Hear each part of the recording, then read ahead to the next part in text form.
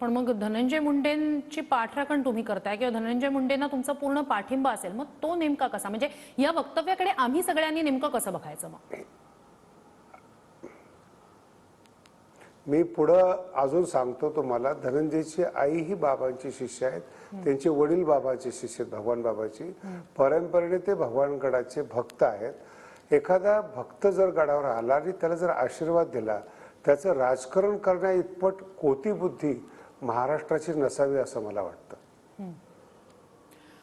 तुम्ही भगवानगडाचे आशीर्वाद दिले असं म्हणताय, पण आता सध्या जे काही सगळं सुरू आहे, म्हणजे धनंजय मुंडेंवर आरोप होत आहेत, संतोष देशमुख यांची हत्या झाली, संपूर्ण राज्यभरात अनेक ठिकाणी जनआक्रोश मोर्चे निघालेले आहेत. या सगळ्याच्या पार्श्वभूमीवर तुमचं जेव्हा हे वक्तव्य समोर येतो, त्यानंतर मग सवाल विचारले जात आहेत.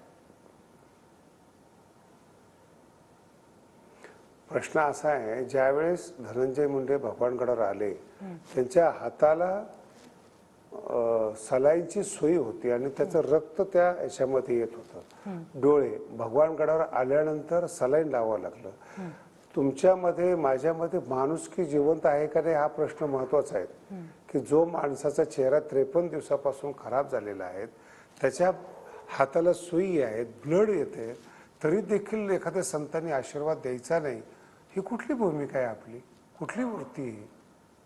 आणि हत्येचा विषय वेगळा आहे, पाठिंब्याचा विषय वेगळा आहे. परंपरेने जे भगवानगडाचे भक्त आहेत तेच भगवानगड मोठा करतायत, तेच ज्ञानोबाचं मंदिर बांधतायत. आज भगवानगडावर सगळ्या समाजाचे 150 विद्यार्थी आहेत, सगळ्या समाज विनामूल्य गडावर अभ्यास करतायत, 4000 माणसं रोज जेवण करतायत. त्याची दखल घ्या ना.